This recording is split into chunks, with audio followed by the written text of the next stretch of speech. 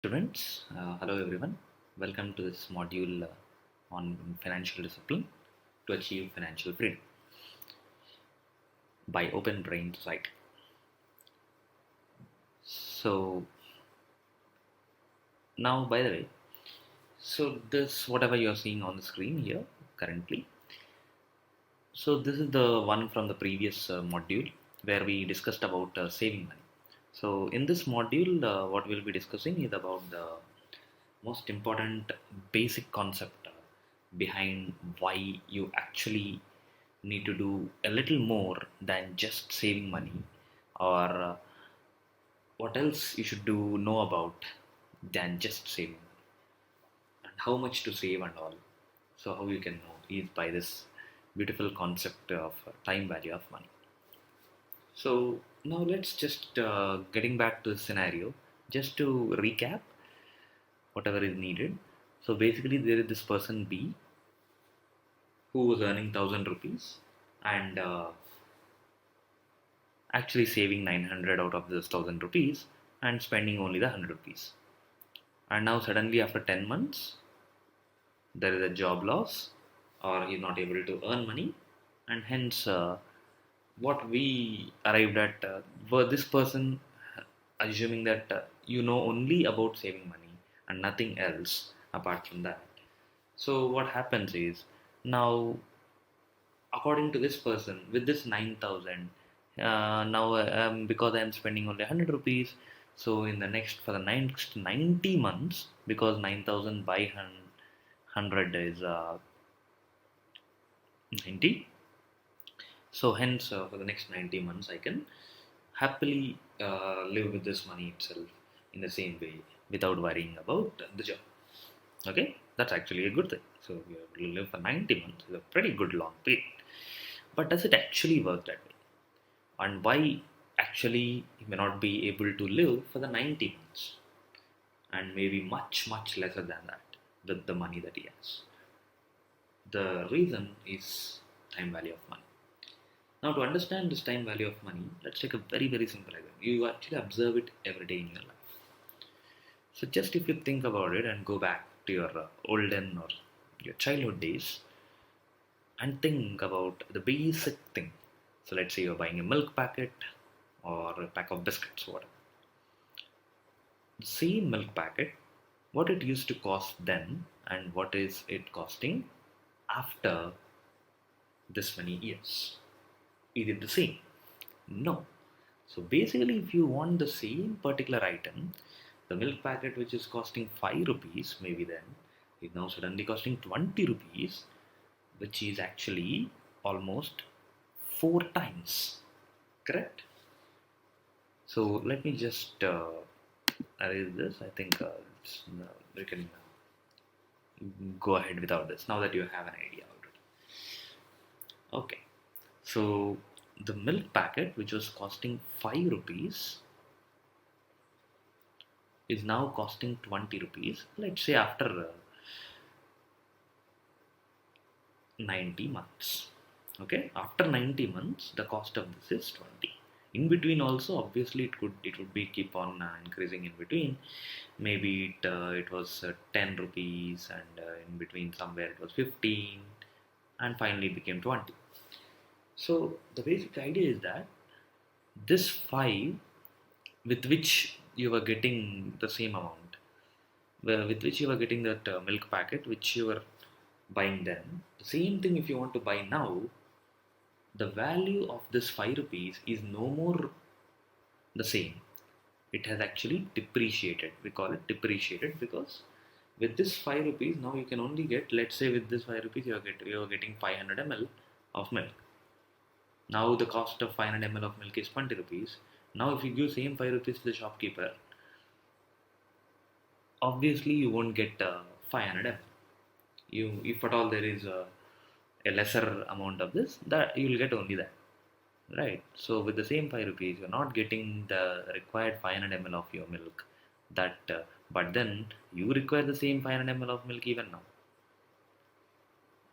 That doesn't change. Rather it may even increase later, which due to more persons in your family or whatever.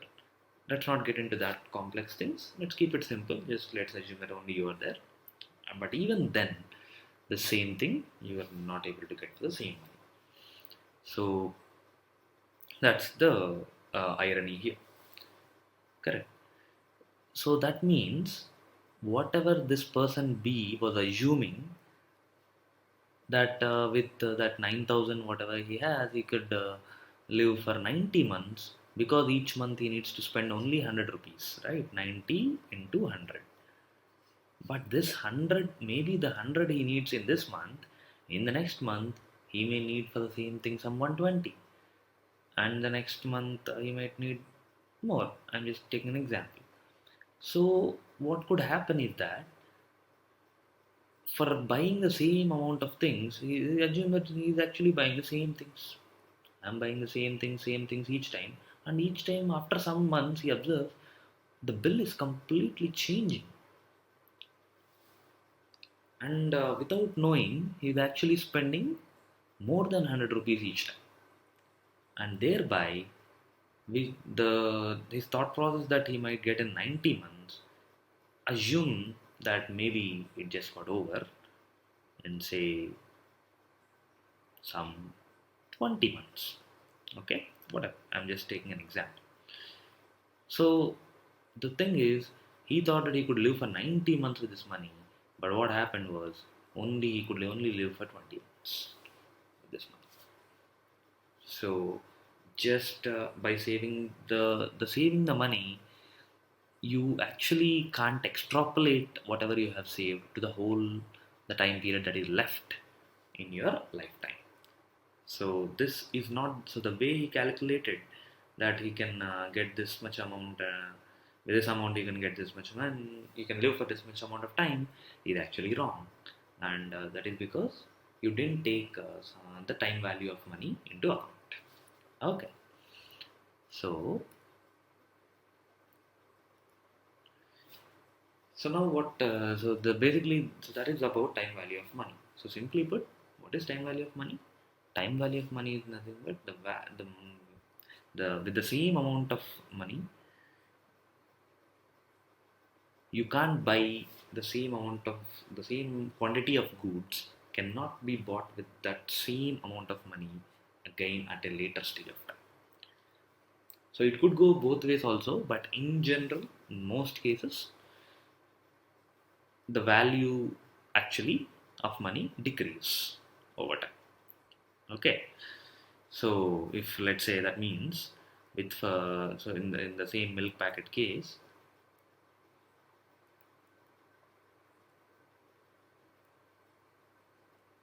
so in the same milk packet case, so if you are buying that 5 rupees thing, so the same 5 rupees value is now lesser than this 5 rupees. So actually that means the how they say is 20 rupees after 5 years is equivalent to 5 rupees right now.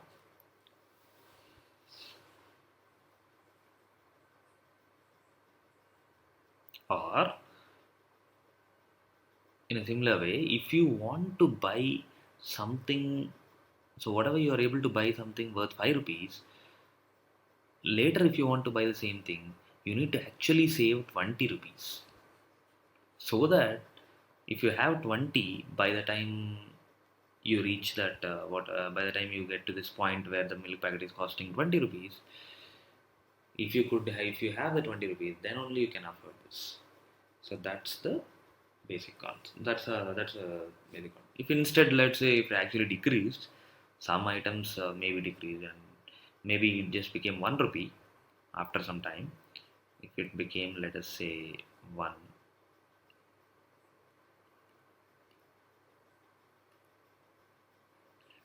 okay, it became just 1 rupee, then actually you need not save. That is the case here, right? You could actually get more. If you save, you could actually buy even more of the same thing. This is a rare case, but generally this is the case for which why you need to save money, and just saving money thinking that you can survive for the next full period may not work. Okay, So that's the time. So why this occurs is basically due to something called inflation, and let's not go into all those details. That would be a more deeper section. But assuming that this is what you know, that this you have seen this happening, so hence you need to do something else in order to uh, actually achieve financial freedom in a better way than just saving money. So for after which you go for something called, I not only save money, but what if I can grow my money? Okay, there comes that idea. But before learning about growing money and all that, we need to learn about something called power of compounding. Okay, so we need to learn about this power of compounding. So once we learn about this power of compounding, then we can actually get into understanding growing money better. Okay, so now let's discuss about the power of compounding. So let's take a simple example here to understand the power of compounding. Now, let's say you are given a machine. Okay, you have a machine, and this machine, what it does, the deal between you and the machine is in this way. If you put say X amount into that machine, then what it does is it gives you at the end of every year 20% extra. So let's say I just go to that machine, and then I with put the money of 100 rupees, and then I don't ask till 1 year. Okay, I don't disturb the machine till 1 year, and immediately from that machine, if I now press the button, now I get back 120 rupees, because 20%, 100 into 20% is 20 rupees. So therefore, it's actually giving 120 rupees. Okay, this is somehow there is, let's assume that there is this machine. There's this beautiful machine which is actually providing you this. Okay, and the machine's name is compounding machine. So it keeps doing that every year. So it's up to you. So there are two options, right? So obviously you have two options. One is either you can withdraw. So after so you have 100 and it became 120. So after every 1 year, you have this option. You can either keep this 120 as it is without taking out the money, or you can take your profit away. So whatever the 20 rupees is there, you just wanted to take it away. Okay, so these are two options that you have. Now it's up to you whether you choose this or this. Now, where the compounding comes into great use is when you just keep it as it is. So, just you might have already learned about simple interest and compound interest, correct? So the same thing you can apply it here. So the basic idea behind that simple interest and compound interest and where you actually apply it is in the over here. So here it comes beautifully, and there is a huge difference between both when you do it over a longer period. So how? Let's see in this simple example in which you will understand. So now if you see here, so all I am doing here is that machine is there. You put an initial amount of 100 rupees in that machine, and we are assuming that. So what we are doing is this is assuming that 100 plus 100 into 20 by 100. So that is what you get after 1 year, right? So that is your 120 rupees. Correct. Now this is case 1 is this case. Okay, the one I am highlighting is the case 1, and this case 2 is the one in the second row. So that is the row with row number 3. Okay, that is the case 2, and this is case 1. Now what's happening in case 2 is let's assume that this person doesn't know about compounding and all that. So what he's doing is okay. What did mission say? It said, I'll produce 20% on whatever you put in the machine after 1 year. So that's all it says. Correct?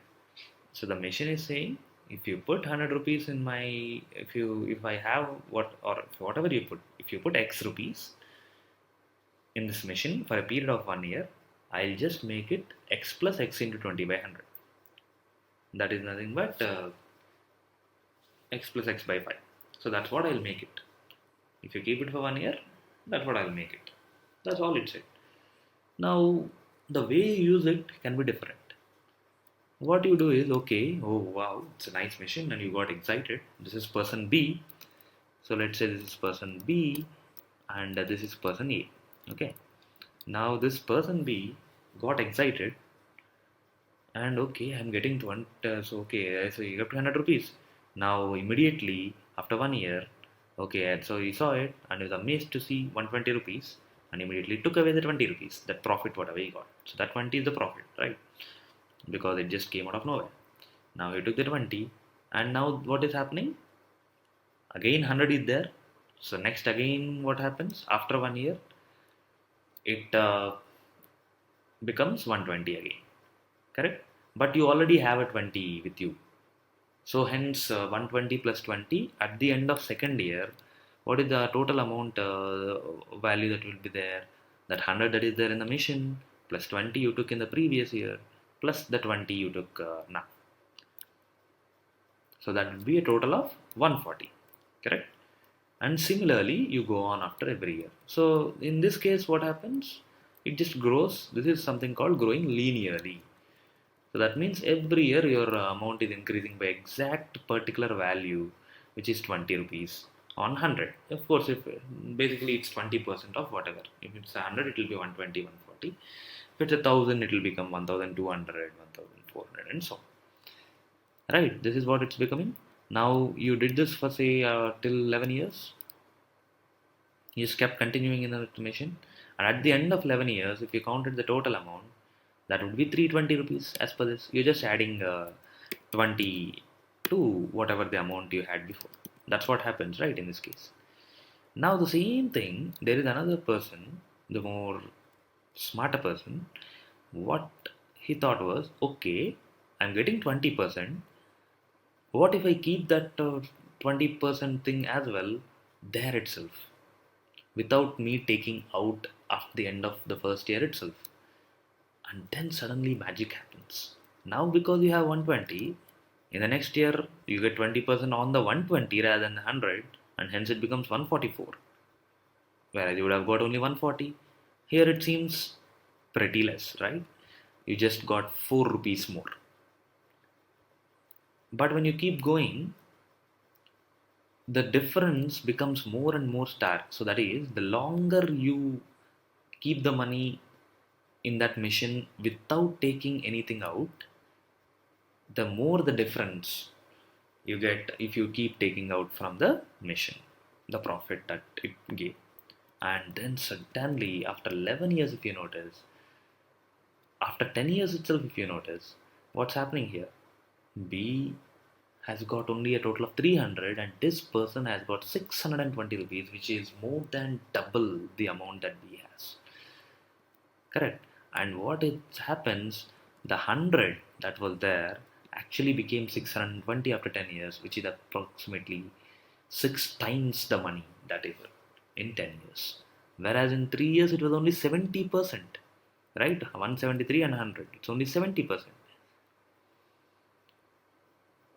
And now after 10 years, this has become 620, which is 6 times. Whereas this has only become 3 times, which is a huge difference. Correct? And this is the magic. So what happened here? It's all max only, but it's just amazing that this is called the amazing power of compounding. The compounding power, the power of compounding comes from the fact that you are actually not taking out the money in between, and the interest keeps piling. We'll discuss more about this in the next month. Okay, thank you.